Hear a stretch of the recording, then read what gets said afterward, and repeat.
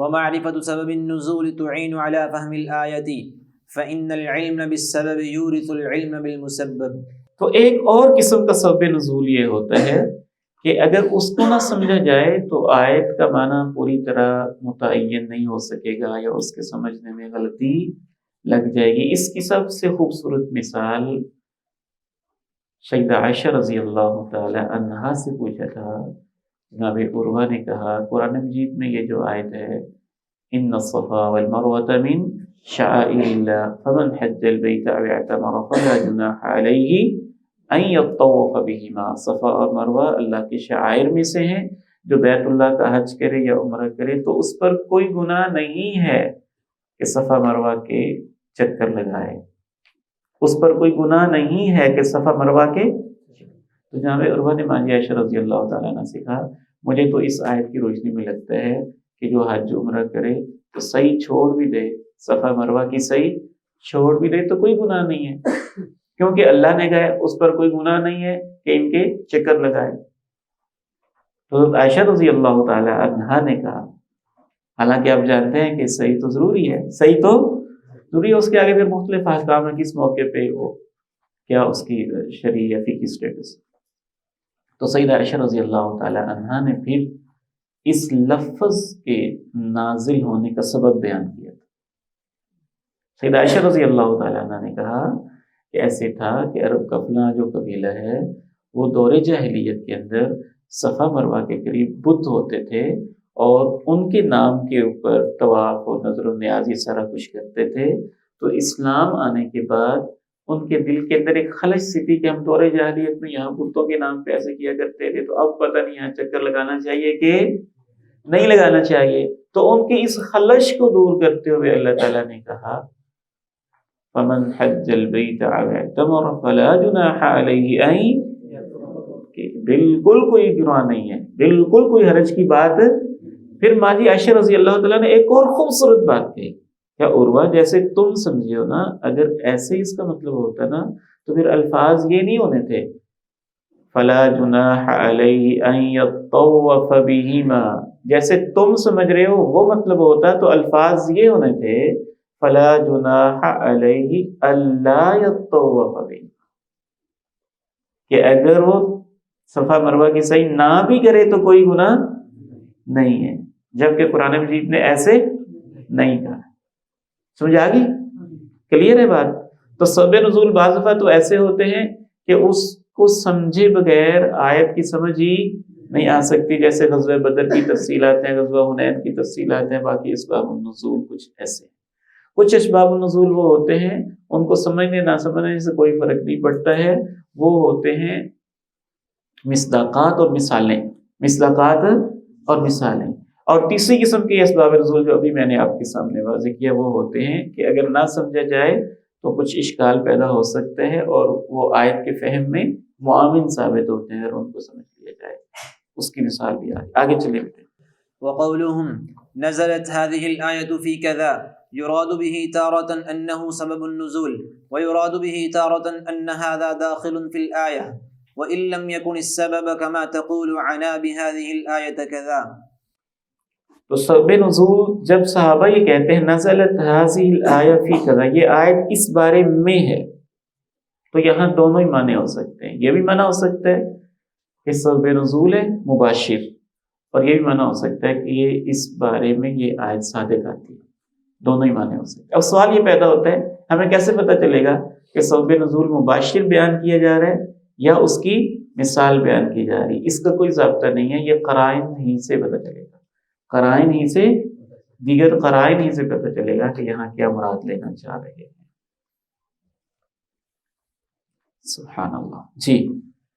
وإذا عرف هذا فقول أحدهم نزلت في كذا لا ينافي قول الآخرين نزلت في كذا۔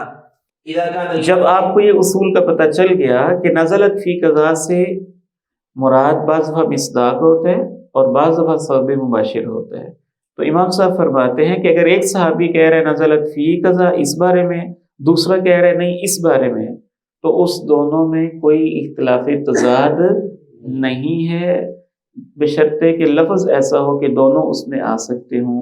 جیسا کہ ہم نے بیان کیا، تو یہ کس قسم میں ہو جائے گا؟ تفسیر بالمثال میں آ جائے گا۔ یہ کس میں آ جائے گا؟ تفسیر بال، تو گویا بعض سبب نزول بھی تفسیر بالمثال ہی کی ایک قسم ہو جاتی ہے جب وہ مصداق کو متعین کرتے ہیں، یہ کہتے ہیں کہ یہ بھی اس آیت میں شامل ہے۔ جی، وَإِذَا ذَكَرَ أَحَدُهُمْ لَهَا سَبَبًا نَزَلَتْ لِأَجْلِهِ وَذَكَرَ الْآخَرُ سَبَبًا فَقَدْ يُمْكِنُ صِدْقُهُمَا بِأَنْ تَكُونَ نَزَلَتْ عَقِبَ تِلْكَ الْأَسْبَابِ أَوْ تَكُونَ نَزَلَتْ مرتين، مرة لهذا السبب ومرة لهذا السبب۔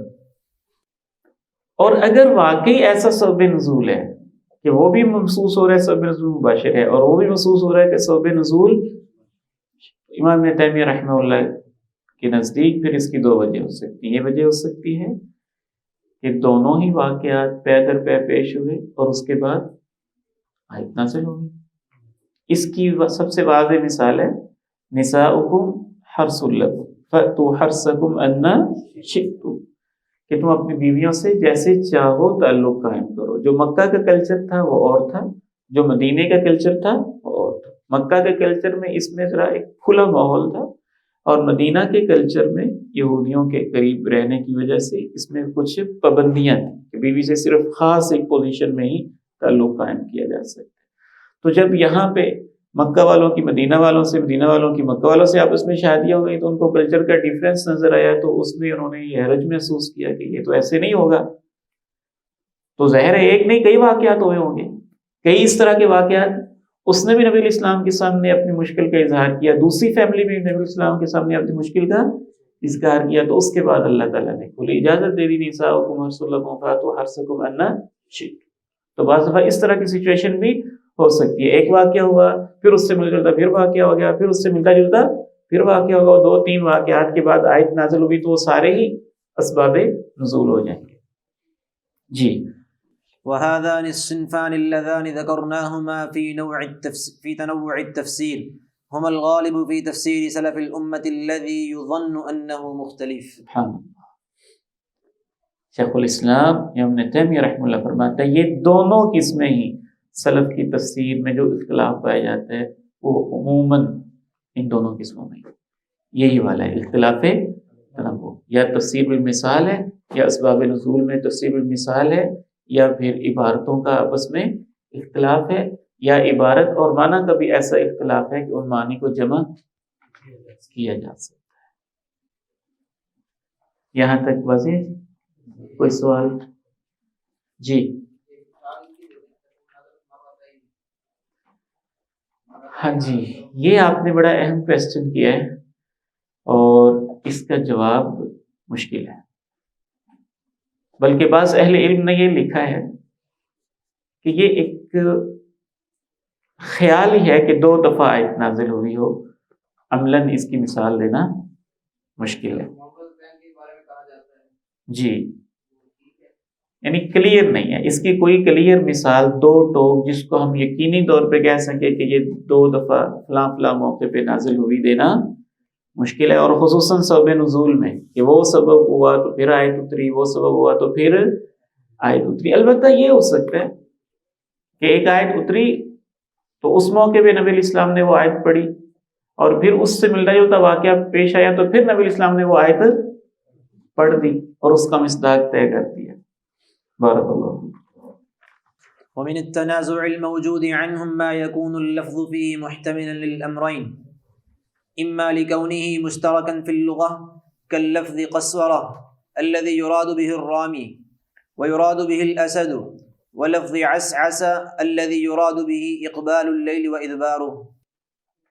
سبحان اللہ، یہ بہت اہم چیز ہے، ادھر آپ تو دیجیے گا، اختلاف تنوع کی بات ہو رہی ہے، اور ساتھ ہی یہاں امام ابن تیمیہ رحمہ اللہ نے اسباب اختلاف بھی بیان کرتی ہیں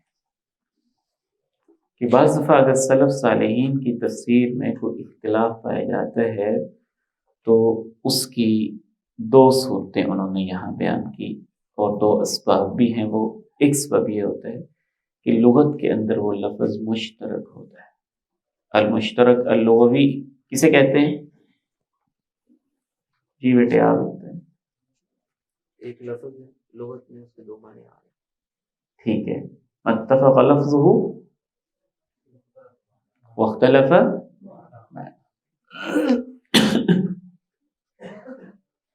مثال جی ماشاء اللہ ماشاء اللہ. کیا نام ہے آپ کا؟ یا محمد. بارک اللہ فیک وشرح صدرک ونفع اللہ بک. اللہ آپ کو بہت برکت دے. جی جی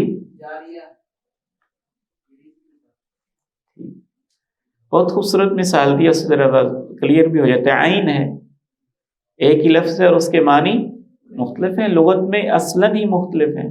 عین کا معنی آنکھ بھی ہے, عین کا معنی چشمہ بھی ہے, عین کا معنی سوس بھی ہے. تو قصورہ اس کا معنی شکاری بھی ہے اور اس کا معنی شیر بھی ہے. عصعصا اس کا معنی رات کا آنا بھی ہے اور اس کا معنی رات کا جانا بھی ہے. تو بعض دفعہ اختلاف کی وجہ ہوتی ہے کہ لغت میں ہی وہ الفاظ مشترک ہوتے ہیں تو ان کے مختلف معنی ہوتے ہیں. تو کوئی ایک مفسر ایک معنی مراد لے لیتے ہیں اور دوسرے مفسر دوسرا معنی مراد لے لیتے ہیں. وَإِمَّا لِكَوْنِهِ مُتَوَاتِرًا. یہاں پھر وہی صورتحال ہوگی. اگر تو ان سب معنی کو جمع کیا جا سکتا ہے تو پھر سارے اکٹھے کر لیں گے, اور اگر جمع نہیں کیا جا سکتا تو پھر ترجیح دیں گے. اور ترجیح کے علیحدہ قاعدے ہیں اور ایک علیحدہ علم ہے قواعد الترجیح. کبھی ترجیح ہوتی ہے سیاق و سباق سے, کبھی ترجیح ہوگی قرآنی نظائر سے, کبھی ترجیح ہوگی حدیث کی روشنی میں, کبھی ترجیح ہوگی لغت کے قرائن سے. وہ ترجیح کے علیحدہ قواعد پورے موجود ہیں. پھر ان قواعد کی روشنی میں ترجیح ہوگی, اپنی مرضی سے ترجیح پھر بھی نہیں ہوگی. آگے چلیے. وإما لكونه متواطئا في الأصل لكن المراد به أحد النوعين أو أحد متواطی کسے الشيئين. کہتے ہیں؟ متواطی کون بتائے گا؟ جی المتواطی.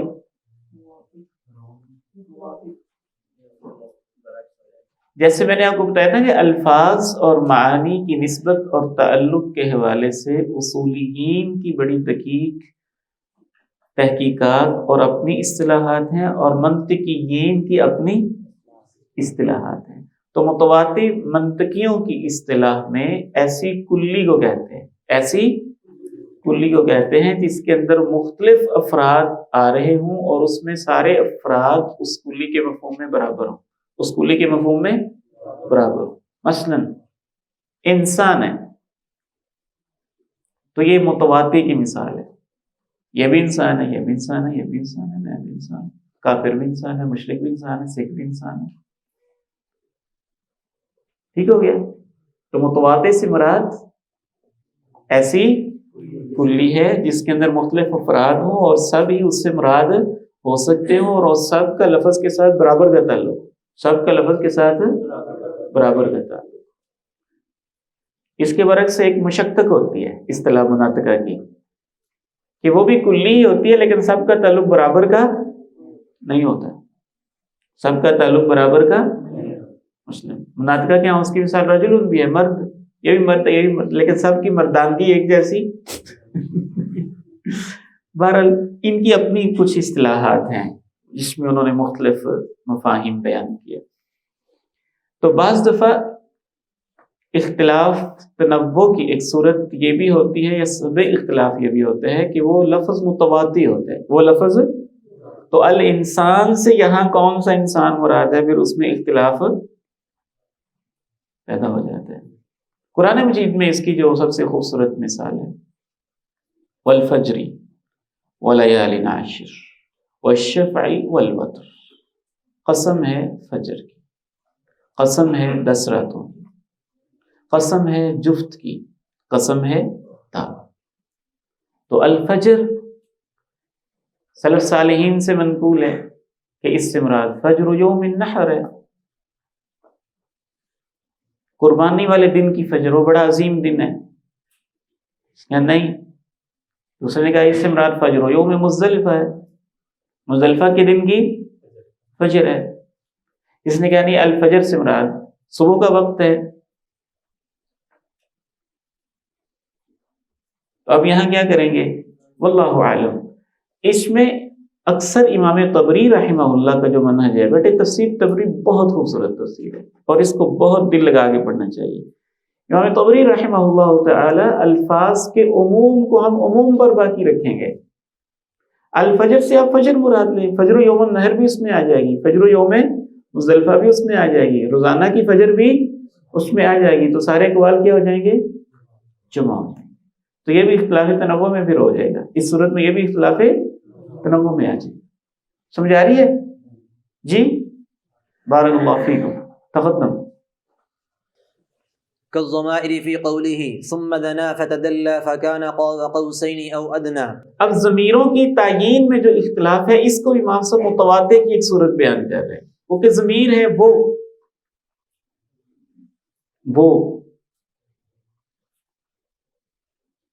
تو اس میں تو سارے آ سکتے ہیں نا، اس میں یعنی یہ ایسے ہی متواتر آ جاتے ہیں۔ ضمیر کا مرجع ہونے کے لحاظ سے وہ بھی مرجع ہو سکتا ہے اور وہ بھی مرجع ہو سکتا ہے، تو یہ متواتر ہی کی ایک قسم کے طور پہ اس کو بھی شیخ الاسلام ابن تیمیہ رحمہ اللہ تعالی بیان کر رہے ہیں۔ ثم دنا فتدلى فكان قاب قوسين او ادنى، تو اس کے اندر جو ضمیر ہے رب کریم بھی اس سے مراد لیا گیا اور جبریل بھی اس سے مراد لیا گیا، اور دونوں ہی اقوال سلف صالحین کے ہاں موجود ہیں۔ ظاہر ہے کہ اختلاف تنوع نہیں ہے، یہ اختلاف تضاد میں آ رہا ہے، تو اختلاف تضاد کی صورت میں کیا کیا جاتا ہے؟ ترجیح دی جاتی ہے، قواعد ترجیحیہ کی روشنی۔ جی۔ وكلفظ والفجر وليال عشر والشفع والوتر وما أشبه ذلك، فمثل هذا قد يراد به كل المعاني التي قالها السلف وقد لا يجوز ذلك۔ تو جب اس طرح کا اختلاف ہوگا تو کبھی تو سارے معنی مراد لیے جا سکیں گے، تب جب اختلاف تنوع اور سارے اقوال کو جمع کرنا ممکن ہو، جیسے میں نے الفجر کی مثال آپ کے سامنے رکھی ہے، اسی طرح الشفع الوتر کے اندر بھی جو اختلاف ہیں، اگر آپ امام طبری کے اصول کے مطابق الشفع سے مراد شفع ہی لے اور وتر سے مراد وتر ہی لے، جفت اور تا ہی لے، تو سب کچھ ہی اندر آ جائے گا، سب کچھ ہی اندر آ جائے گا، تو اس لیے اس میں سارے اقوال جمع ہو جائیں گے، اور جب جمع کرنا ممکن نہ ہو تو پھر کیا ہوگا؟ ترجیح ہوگی، قواعد ترجیحات کی روشنی۔ آگے پڑھیں۔ ومن الأقوال الموجودة عنهم ويجعلها بعض الناس اختلافا أن يعبروا عن المعاني بألفاظ متقاربة لا مترادفة، فإن الترادف في اللغة قليل، وأما في ألفاظ القرآن فإنما نادر وإما معدوم، وقل أن يعبر عن لفظ واحد بلفظ واحد يؤدي جميع معناه، بل يكون فيه تقريب لمعناه، وهذا من اسباب اعجاز القرآن۔ سبحان اللہ۔ ظاہرۃ الترادف عربی زبان کا بہت معروف ایک ظاہر ہے، اور عربی میں بھی اس پہ بہت خوبصورت لکھا گیا، خصوصاً اردو میں خوبصورت کتاب جو ہے نا مترادفات القرآن، مولانا عبد الرحمن کیلانی رحمہ اللہ، یہ بہت خوبصورت ہے، اس کا مطالعہ کرنا چاہیے۔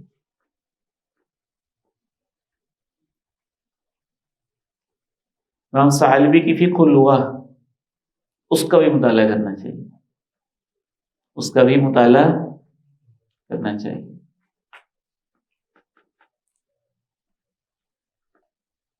شیخ الاسلام امام ابن تیمیہ رحمہ اللہ تعالیٰ فرماتے ہیں کہ سلف صالحین کا بعض دفعہ اختلاف کی نوعیت یہ ہوتی ہے کہ ایک لفظ کی تفسیر وہ الفاظ متقاربہ کے ساتھ کرتے ہیں، الفاظ متقاربہ کے ساتھ کرتے ہیں، مترادفہ کے ساتھ نہیں۔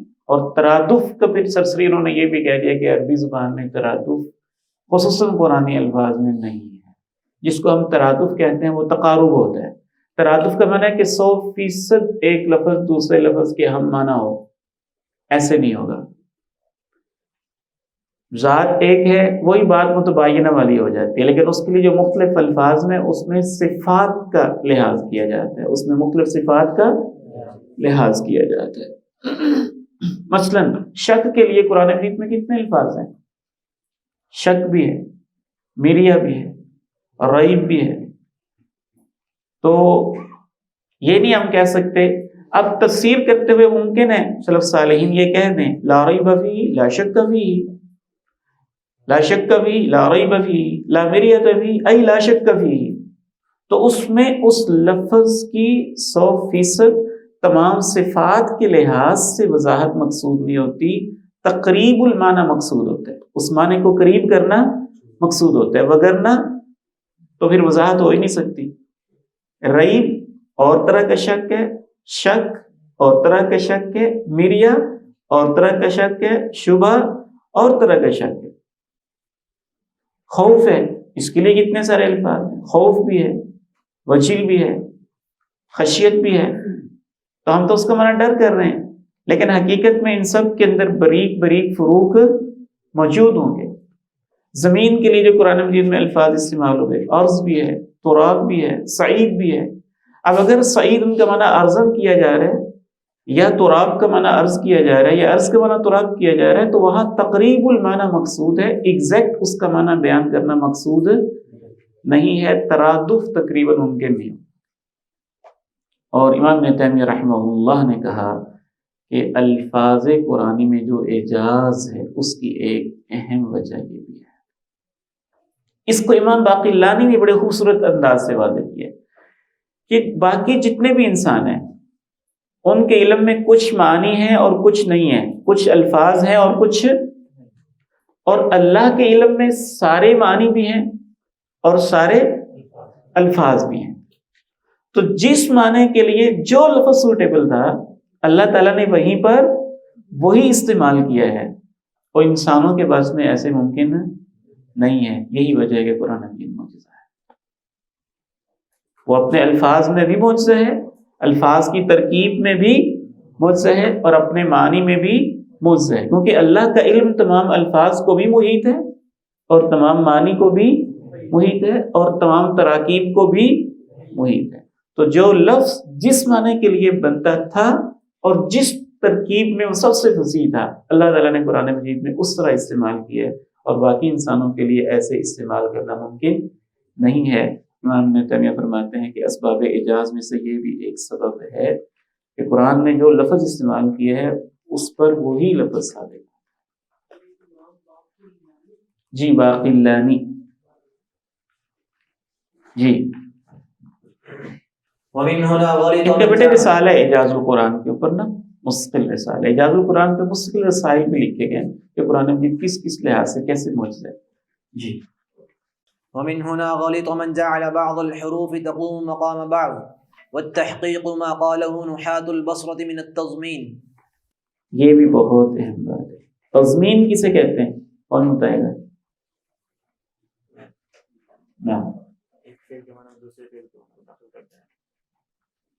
ایک فعل کے اندر دوسرے فعل کے معنی کو داخل کر دینا، اسم میں نہیں داخل ہوگا، حرف میں۔ اشراق لفظ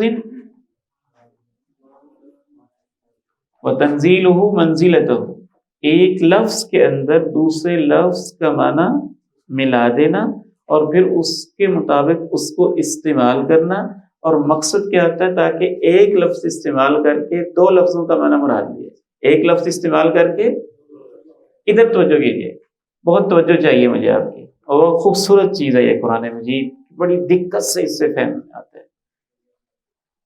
شریبہ کے ساتھ کیا پریپوزیشن آتی ہے، حرف جر کیا آتا ہے؟ شریبہ منہ، شریبہ وشریبوا منہ الا قرآن مجید میں استعمال ہوتا ہے نا۔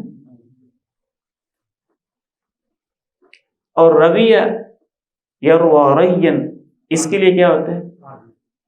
نہیں، رویتو بالماء، با استعمال ہوتا ہے، کیا استعمال ہوتا ہے؟ با استعمال ہوتا ہے۔ اب تضمین کیا ہوگا کہ لفظ شریبہ کا لے لیں اور جو پریپوزیشن حرف جر ہے وہ راویہ سراب ہونے کے معنی میں با لے لیں، تو اس کے کیا فائدہ ہوگا؟ پینے کا معنی بھی آ جائے گا اور سراب ہونے کا معنی بھی، ایسا پینا کہ جس سے بندہ جی بھر کے پیے اور خوب سراب ہو جائے۔ عینا یشرب بها عباد اللہ یفجرونها تفجیرا، عینا یشرب بها عباد اللہ، منہا نہیں کہا، کیا کہا؟ بیہار معنی کیا ہوگا؟ تو اگر تضمین کے لحاظ سے اس کا معنی کریں تو معنی کہ ایسا چشمہ ہے جس سے اللہ کے بندے خوب سیر ہو کر پیئیں گے. تو پینے کا معنی بھی آ گیا اور راویہ کا معنی بھی آ گیا.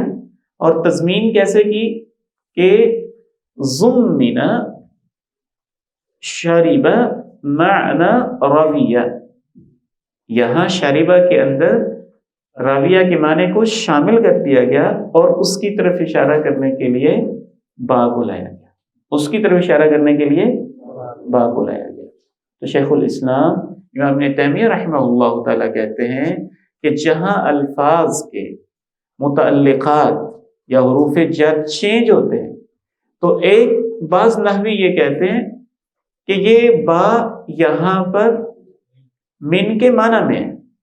تو امام ابن تیمیہ کہتے ہیں نہیں، وہ من کے معنی میں نہیں ہے بلکہ اس میں تضمین ہے. اس میں کیا ہے؟ تضمین ہے. نعم. اس وقت میرے ذہن میں نہیں ہے بیٹے. تو تضمین کے اندر بہرحال یہ چیز آ جاتی ہے، یہ چیز سلف صالحین نے یا نحات نے بیان کی ہے، لیکن مثال اس وقت میرے ذہن میں نہیں. اشراب لفظ معنى لفظ آخر وإعطاؤه حكمه.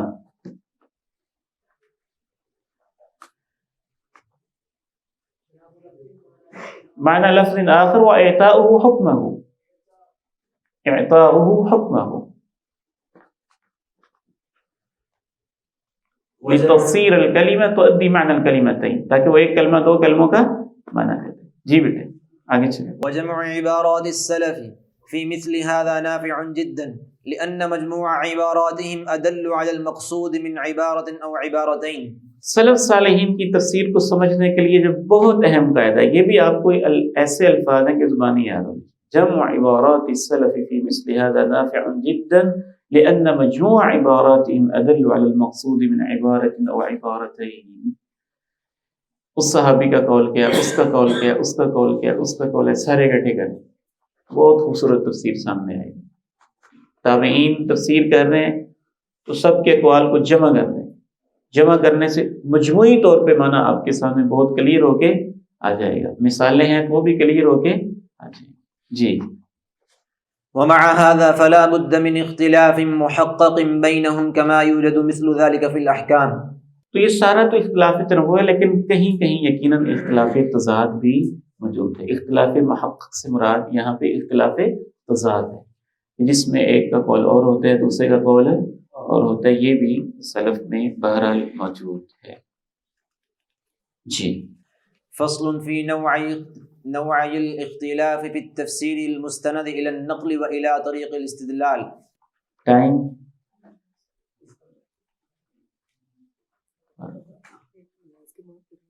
جی جی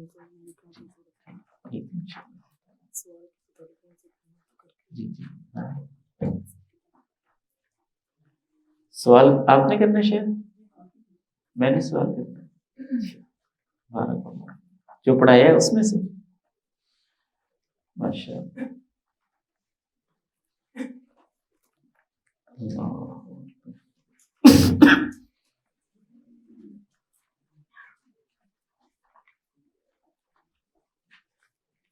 سبب نزول کی 3 قسمیں میں نے بیان کی ہیں. کوئی بھائی آپ میں سے ذات کر سکتے ہیں؟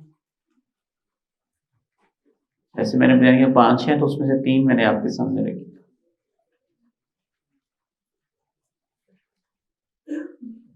بارک اللہ فیک.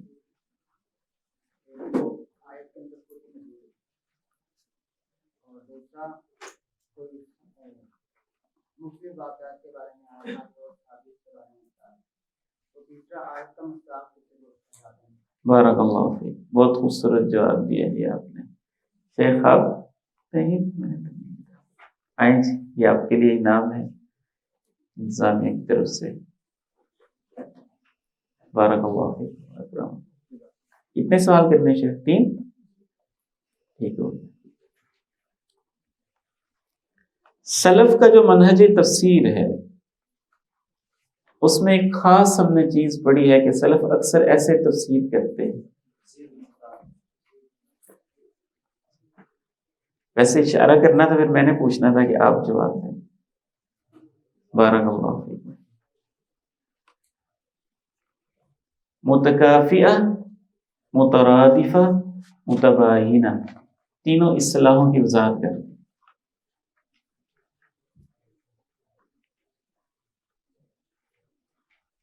جی آپ. بارک اللہ فیکم.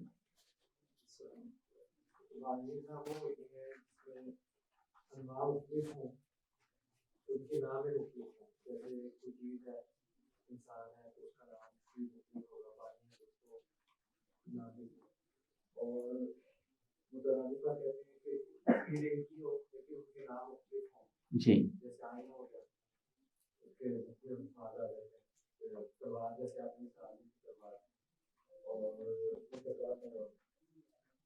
متکافئہ.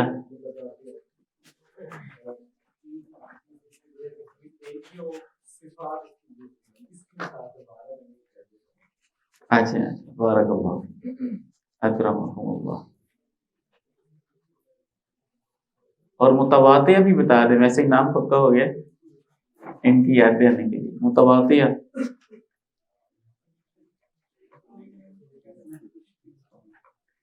جی جی ٹھیک.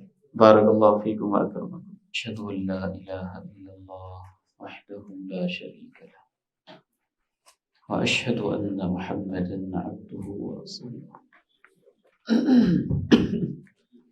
صلی اللہ علیہ وعلی آلہ وصحبہ وسلم. اما بعد اعوذ باللہ السمیع العلیم من الشیطان الرجیم من ہمزہ ونفخہ ونفثہ. بسم اللہ الرحمن الرحیم. والعصر ان الانسان لفی خسر الا الذین آمنوا وعملوا الصالحات وتواصوا بالحق وتواصوا بالصبر. ہماری دوسری نشست شروع ہو رہی ہے. اللہ تعالیٰ اس میں خیر و برکت پیدا فرمائے. اس کے آغاز سے پہلے میں ایک دو باتیں عرض کرنا چاہتا ہوں. ایک تو یہ کہ شیخ الاسلام امام ابن تیمیہ رحمہ اللہ کے حالات زندگی کا تفصیلاً ہمیں مطالعہ کرنا چاہیے. اسلامی تاریخ کی بہت بڑی شخصیت ہے، بہت ہی بڑی شخصیت. ان کے حالات میں ہمارے سمجھنے کے لیے، عمل کے لیے بہت سارے پہلو ہیں. دعوت، جہاد، تفسیر، حدیث، فقہ، اصول فقہ، منطق، فلسفہ، عقیدہ، تقابل ادیان.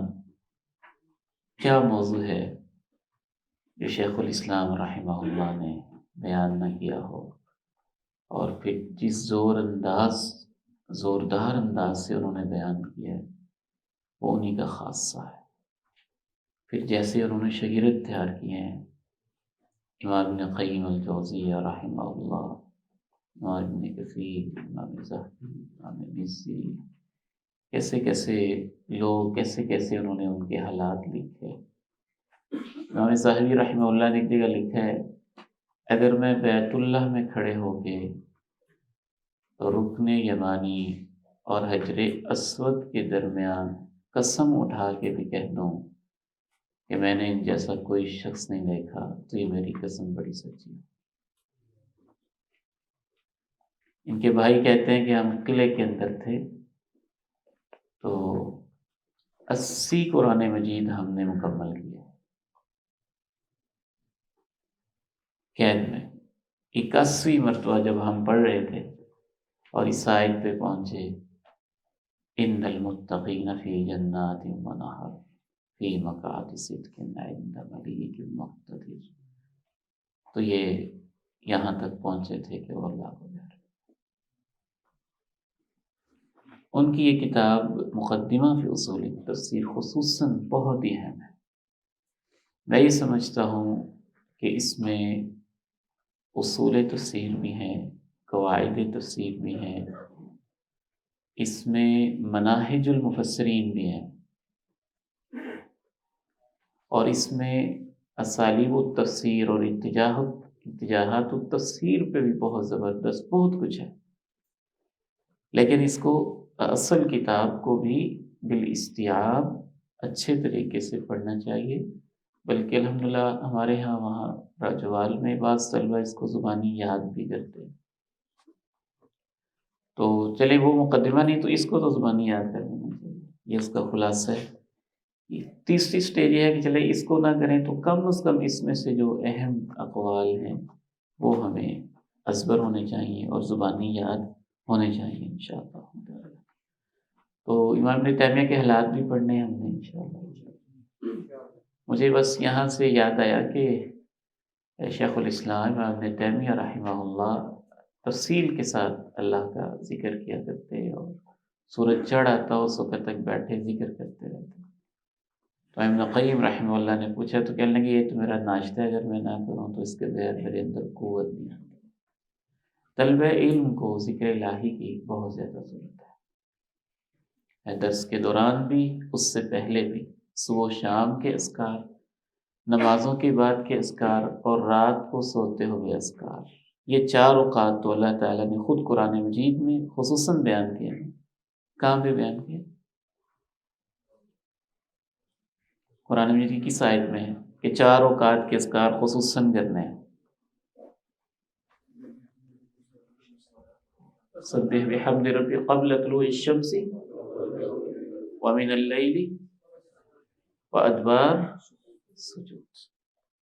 تو یہ 4 اذکار کا خصوصی تذکرہ ہے، صبح کے، شام کے، رات کو سونے کے اور نمازوں کے بعد کے. کیونکہ یہ جو دین کا علم ہے یہ روحانیت کے بغیر، تعلق باللہ کے بغیر یہ اس کی روح نہیں آتی. ویسے معلومات جمع ہو جاتی ہیں لیکن اس کی روح اس کے بغیر نہیں آتی. اللہ تعالیٰ آپ سب کو برکت عنایت فرمائے. پڑھیں گے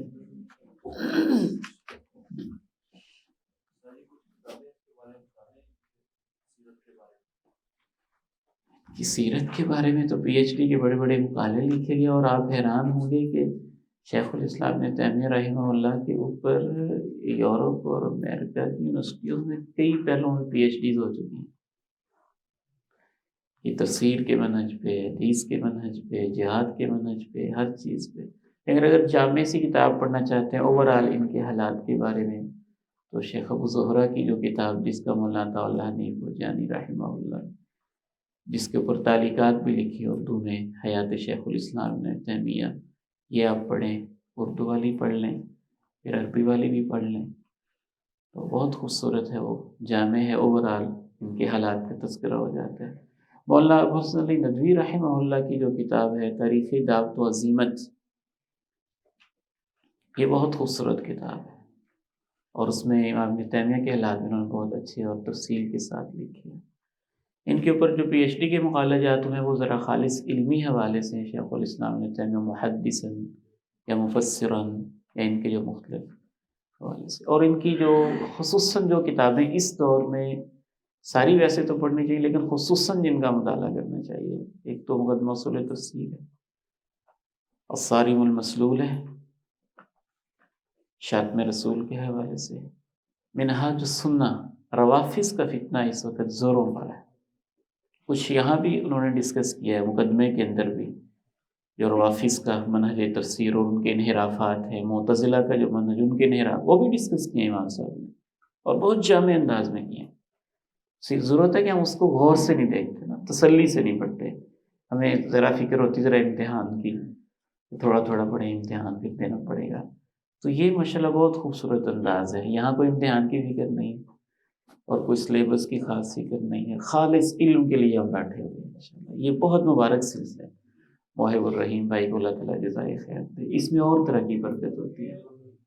تو منہاج السنہ ان کی پڑھنی چاہیے.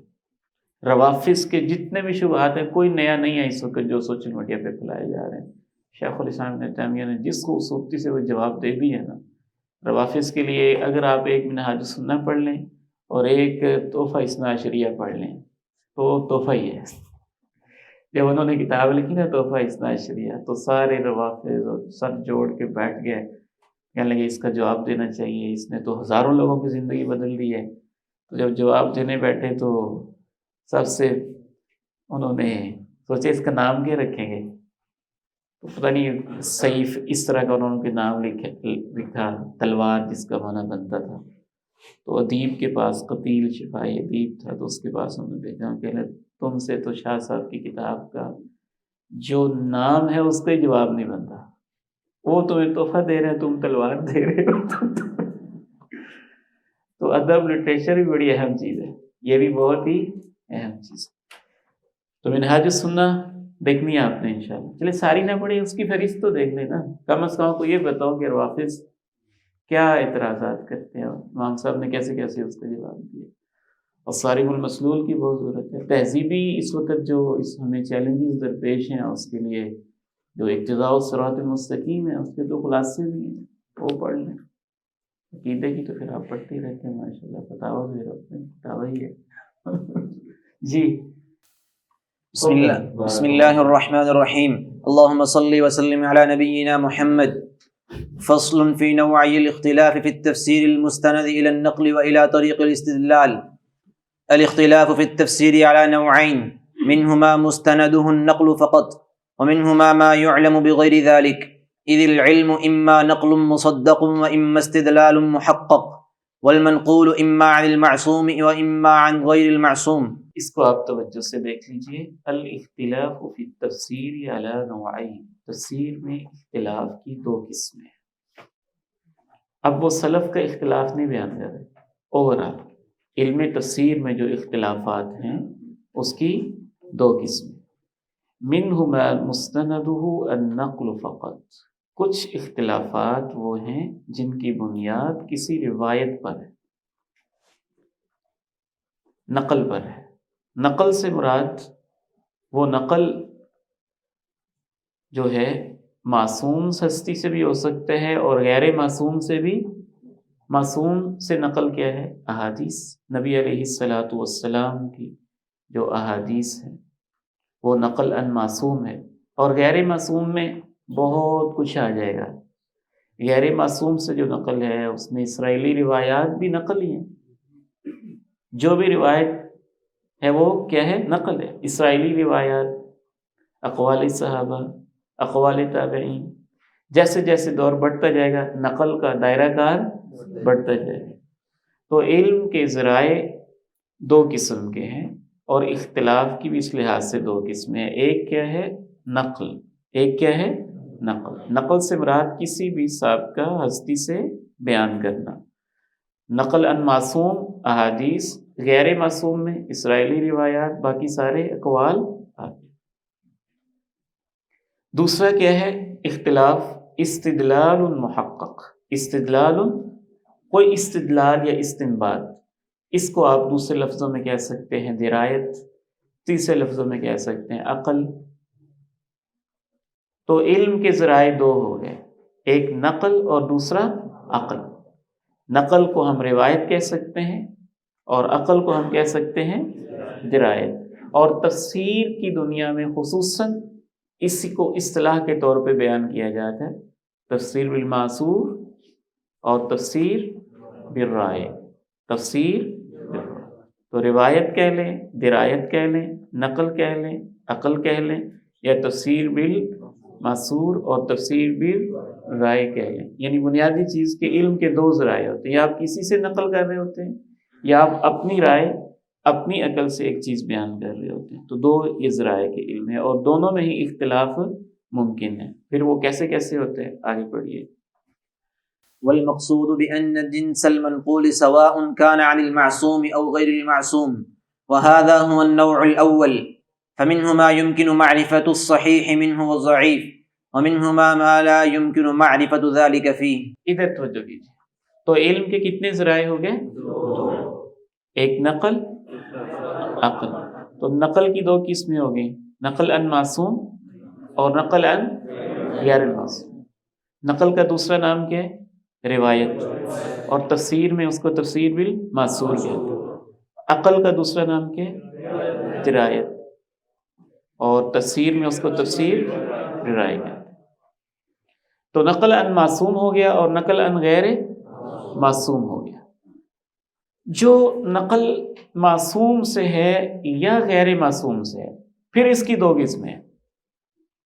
یا تو ایسا منقول علم ہے کہ ہم اس کو صحیح ضعیف غلط الگ کر سکتے ہیں، یا ایسا ہے کہ اس کو الگ کرنے کا ہمارے پاس کوئی ذریعہ ہی نہیں ہے۔ وہ کون سا ہے جس کو الگ کرنے کا ذریعہ نہیں ہے؟ شیخ الاسلام امام ابن تیمیہ رحمہ اللہ نے مقدمہ کے اندر اس بات کی وضاحت کی ہے کہ جن انسان چیزوں کی ہمیں ضرورت ہے، انسانوں کو ضرورت ہے، رہنمائی کی ضرورت ہے، یہ ممکن نہیں ہے کہ اس میں ہم صحیح ضعیف علیحدہ نہ کر سکیں۔ وہ اللہ نے انسانوں پہ حجت قائم کرنے کے لیے ایسے ذرائع رکھے ہوئے ہیں کہ ہم اس میں صحیح ضعیف کو علیحدہ علیحدہ کر سکتے ہیں۔ تو نقل کی دو قسمیں ہوگی، نقل عن معصوم اور نقل عن غیر معصوم۔ ایک اور لحاظ سے دو قسمیں ہوگی، ایک وہ یمکن معرفت الصحیح والضعیف جس میں صحیح ضعیف کی ہم پہچان کر سکتے ہیں، اور دوسرا لا یمکن معرفت الصحیح والضعیف جس میں ہم صحیح ضعیف کو علیحدہ علیحدہ نہیں کر سکتے۔ جہاں علیحدہ علیحدہ کر سکتے ہیں وہ سارا وہ علم جس کی ہمیں ضرورت ہے وہ علیحدہ علیحدہ کیا جا سکتا ہے، اس کے دلائل موجود ہیں۔ وہ کون سا ہے جس کو علیحدہ علیحدہ کرنا ممکن نہیں ہے؟ وہ غیر ضروری تفصیلات ہیں جو تفسیروں میں اسرائیلی روایات سے آ جاتی ہیں، اور وہ بہت ہی زیادہ ہیں، بہت ہی زیادہ ہیں۔ جناب آدم کو کہا گیا تھا کہ درخت کے قریب نہیں جانا، تو وہ درخت کون سا تھا؟ پھل اس پہ کون سا لگتا تھا؟ اصحاب کہف کی تعداد کیا تھی؟ ان کے کتے کا رنگ کیا تھا؟ جی، اس طرح کی ساری تفصیلات قرآن مجید نے تو از خود چھوڑی ہیں، کیونکہ قرآن مجید کتاب ہدایت ہے، کتاب تاریخ نہیں ہے۔ اس کو بیان کرنے کا منہج بھی قرآن مجید نے بیان کیا ہے۔ آپ میں سے کوئی بھائی بتائیں گے؟ شیخ الاسلام نے تیمیہ نے وہ بھی بیان کیا ہے قرآن کی روشنی میں کہ وہ علم جو لا يمكن معرفة الصحيح منه والضعيف والتمييز بين السقيم والمردود، جس میں ہم فرق نہیں کر سکتے، اس کو اگر بیان کرنا بھی پڑے، اول تو اس کی ضرورت ہی نہیں، اول تو اس کی ضرورت ہی نہیں، ان تفصیلات کی ضرورت ہی نہیں، نہ اس پہ ہم نے عمل کرنا ہے، نہ اللہ تعالیٰ نے ان کو بیان کیا ہے۔ لیکن اگر بیان کرنا بھی پڑ جائے تو کیسے بیان کرنا ہے؟ قرآن مجید کی روشنی میں امام ابن تیمیہ نے اس کا بھی طریقہ بیان کیا ہے۔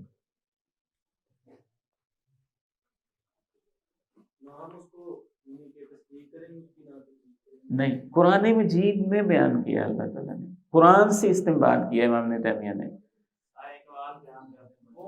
ماشاء اللہ، بارک اللہ فیک۔ اصحاب کہف کی تعداد کے بارے میں اللہ تعالیٰ نے کیسے بیان کیا ہے؟ سیقولون ویقولون، پھر آگے کیا کہا؟ ایک ترجیح اور بنیاد بھی دی، قل ربی اعلم ما يعلمهم الا فلا تمار فيهم الا مراء ولا تستفت فيهم منهم۔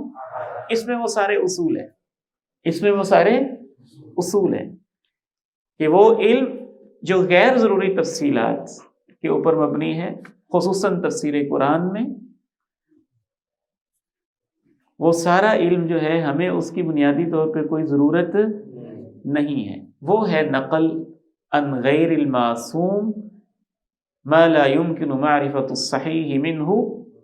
کیسی علمی اپروچ ہے کہ نہ اس کے ہمارے پاس ریفرنسز ہیں، نہ اس کے ہمارے پاس سند ہے، نہ اس کے ہمارے پاس کوئی اور چیزیں موجود ہیں، تو نہ ہی ہمیں اس کی بنیادی طور پہ ضرورت ہے، تو اس لیے اس میں صحیح ضعیف کی پہچان ممکن۔ آگے چلیے، سمجھ آ گئی اس بات کی؟ اب دوبارہ پڑھیں، الاختلاف فی التفسیر علی نوعین۔ نعم،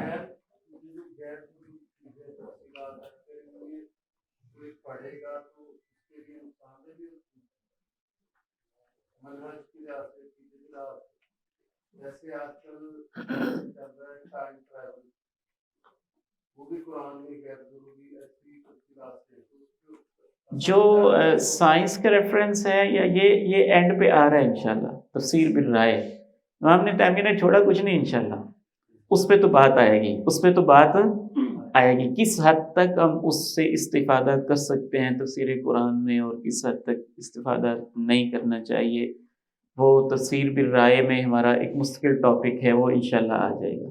لیکن جو اسرائیلی روایات ہیں یہ بھی آ رہی ہیں۔ اس وقت صرف اتنا وہ بتا رہے ہیں کہ اختلاف کی دو صورتیں، کیونکہ علم کے دو ذرائع، یا وہ نقل پہ مبنی ہے یا وہ عقل پہ مبنی ہے۔ نقل پہ مبنی ہے تو اس کی بھی دو قسمیں، نقل المعصوم ہے یا نقل عن غیر المعصوم ہے۔ ایک اور لحاظ سے بھی نقل کی دو قسمیں، یا صحیح ضعیف کی پہچان ممکن ہے یا صحیح ضعیف کی پہچان ممکن نہیں ہے۔ صحیح ضعیف کی پہچان وہاں ممکن نہیں ہے جہاں اس کی بنیادی طور پہ ضرورت ہی نہیں۔ اگر اس کو بیان کرنا چاہتے ہیں آپ تو اس کا منہج یہ ہے کہ پھر اس کو بالاستحباب آپ بیان کر دیں، اور اگر کوئی ترجیح کے دلائل ہیں تو وہ بھی آپ بیان کر دیں، اس میں کوئی گناہ والی بات نہیں ہے، الا یہ کہ آپ اتنی تفصیل میں جائیں کہ اصل مقصد سے ہٹ جائیں تو پھر وہ مناسب نہیں ہے۔ جی بیٹے،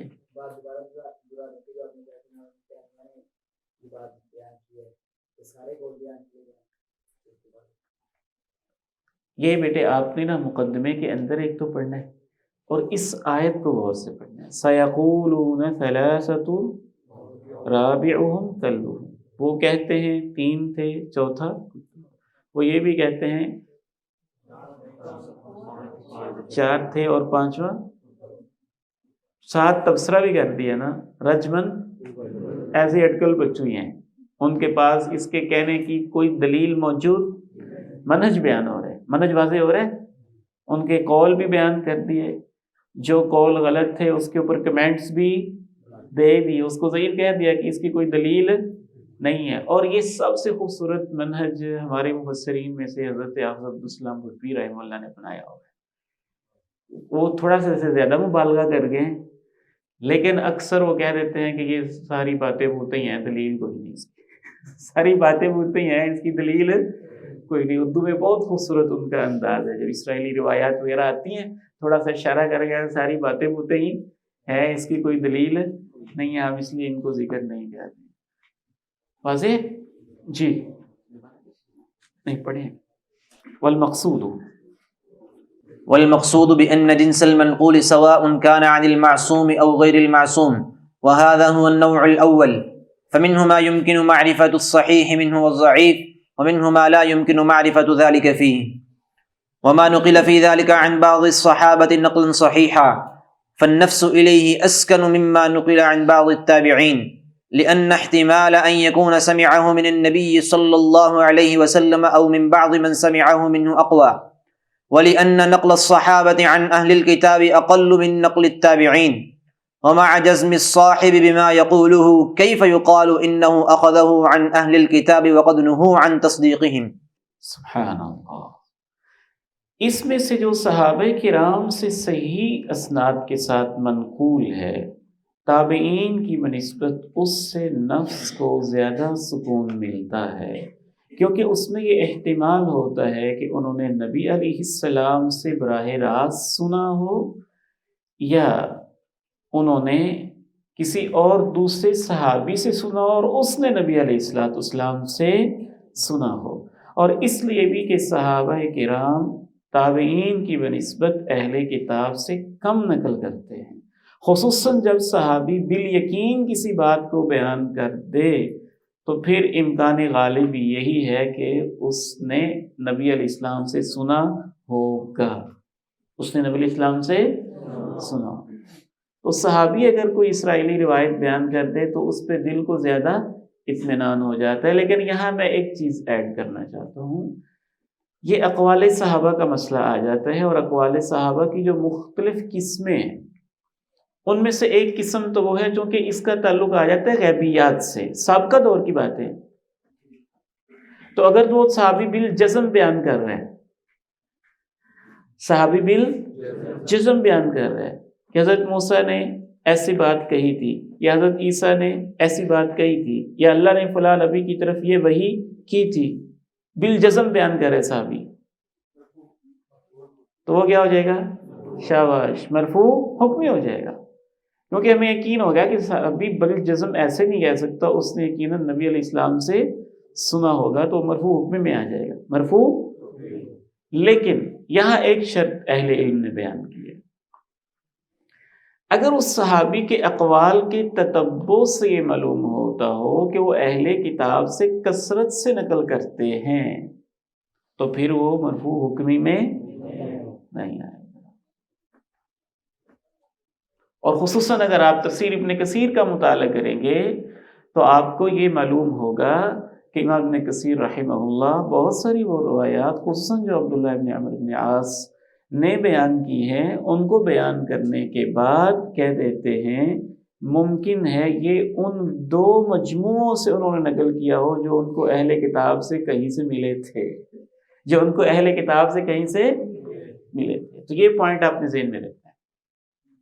تو اقوال صحابہ بھی اس بارے میں یکساں نہیں ہے، یہ استقراء اور تتبع پہ ڈیپینڈ کرتا ہے۔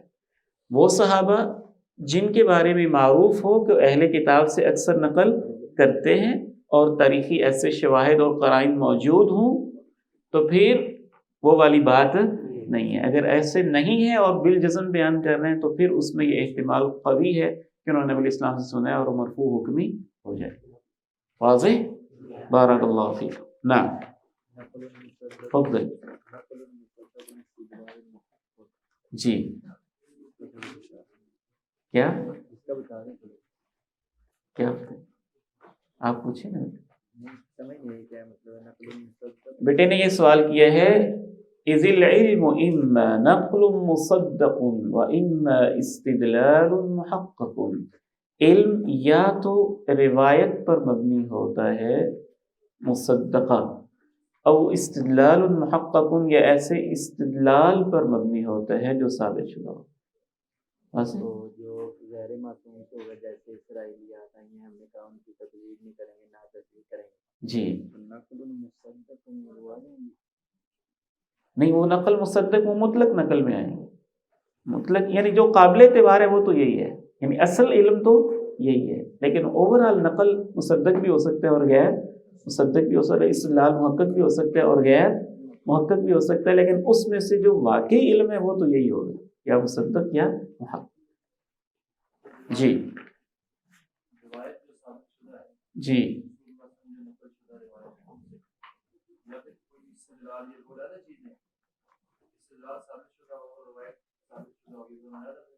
دونوں علیحدہ علیحدہ چیزیں۔ استدلال تو ایک رائے ہے نا، جو آپ نے کسی نص سے استدلال کیا ہے یا قیاس سے استدلال کیا ہے،